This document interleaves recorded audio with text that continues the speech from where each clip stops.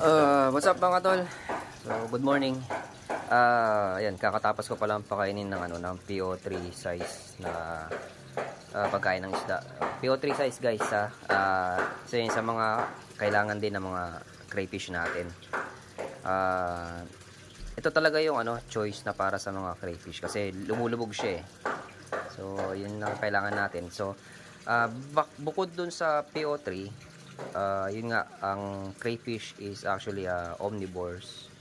So pwede sila kumain ng karne ng hayop, ng isda, halaman, mga gulay, prutas, pwede rin. And then since na nagbabalat kasi sila o nagmomold, kailangan nila ng protein. So may napanood ako na vlog na pwede din pala sila pakainin ng chicken feeds, yung high in protein na chicken feeds. Yung kasi yun yung lumulubog talaga sa tubig, so kailangan din pala ng ng crayfish bukod sa mga hard boiled egg na rich in protein din. So pwede rin yun guys. And then yun nga, nabanggit ko rin na pwede rin yung snail, yung mga suso na nakikita nyo sa bukid, yung mga palayan. Ayun, pwede rin yun guys. So yun lang naman guys. Later.